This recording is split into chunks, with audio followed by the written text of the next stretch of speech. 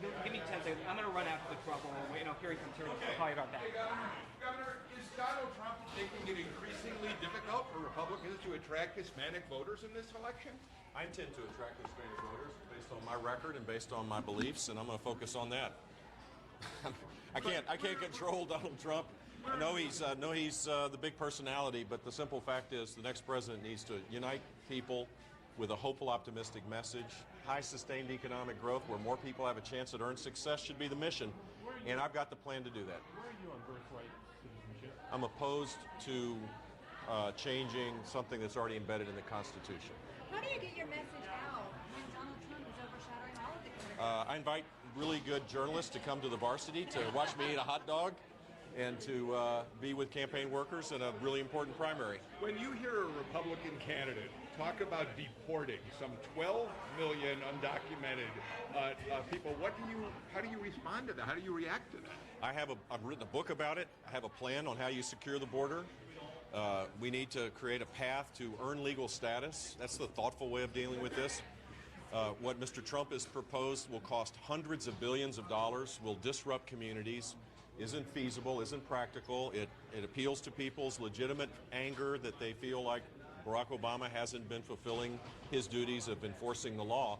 But we need now plans and solutions to fix these things. I mean, this immigration issue has been part of the political landscape for years and years. It's time to fix it, and I know how to do it. But isn't that message going, and his numbers keep going up, yours are not? Man, it's a long haul, brother. We got a long way to go. I'll come back here next month and you ask me the same question, and I think the context will be different. What do you say to those who say we don't need another Bush White House? I'm going to work hard to earn people's support based on my record of cutting taxes, of shrinking the size of government, of creating a climate where 1.3 million jobs were created, where personal income grew at a faster rate than inflation or the size of government, where we reformed our schools and had the greatest learning gains. I'm a conservative reformer with a proven record of results, and when people hear that story, they'll be, I think you're going to find that there'll be broad support. I know I have to go earn it, though. It's not going to be given to me. That's for sure. Governor, there's a lot of Republicans here in Georgia who loathe Common Core. The school superintendent here is backing up of what he calls funny math. What do you say to those folks who despise it? I say, look, I'm for higher standards, and it ought to be state-driven. So if the legislature wants to change the direction here in Georgia as it relates to standards, math and reading, fine. If the governor wants to do it, fine. It's their responsibility, their duty, and but make sure they're high. That's all I think. I think we need high standards with real accountability and school choice to get rising student achievement. So more than a third of our kids, after graduating or trying to graduate from high school or college or career ready, the results we have in this country are pathetic. And you're not going to have good results with low standards. So change them if you want, but just make sure they're high. But do you still support Common Core? I'm for high standards. I'm for high standards. Do you think Common Core is working? I'm for high standards. That's what I'm for. And I'm for them to be, absolutely, and I'm for standards that are state-driven.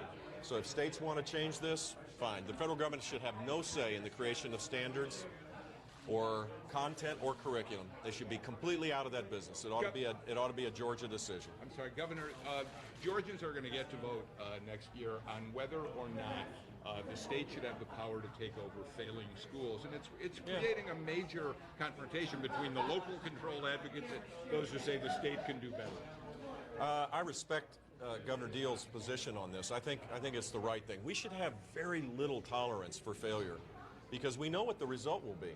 Instead of going to college or instead of being able to get a job of purpose, kids are going to be drifting. They're not going to be able to get a job. And so we should have no tolerance for the kind of abject failure that occasionally takes place. The bigotry, the soft bigotry of low expectations is one of the great dangers in America today. If we just keep lowering expectations down and where kids languish with horrific learning results, we see what happens. Just look at Ferguson. Look at Baltimore. Look at the places where there's such despair. And what you'll find is education outcomes are far, far below neighborhoods where kids live in intact families and they're doing fine.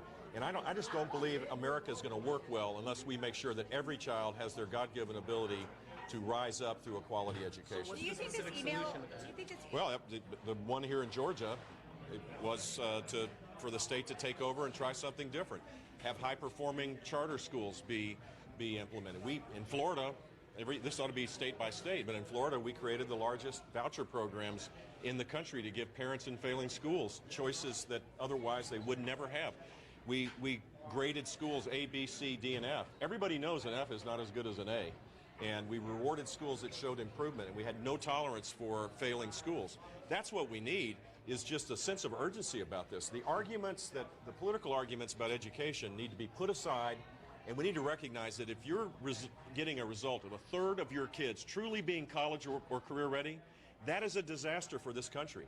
And while that's not a federal issue, that's a national crisis. And that's why I'm passionate about this. Do you think this email controversy will bring Hillary Clinton down? I don't know about that, but she should come clean. She should. I mean, if her server had classified information against federal law, she should be honest about it. We need to get to the bottom of it. It's certainly against Obama policy, and people have been penalized for doing similar kinds of things. So whether it brings her down or not, that's for someone else to figure out. Do you sense that Democrats are getting a little itchy about whether or not Hillary Clinton is going to remain as strong as she has been? This is a real issue. This is an issue of trust, and it's also an issue of national security. It's not the only example of a really lax policy of allowing for the OPM, for example, the Office of Personnel Management, laxly, created this environment where 21 million records were captured by the Chinese. Our national security is imperiled when we just take this kind of casually. This is a serious issue. Take care, guys. Thanks, Governor. Thank you. Thanks, Governor. See you. Take care.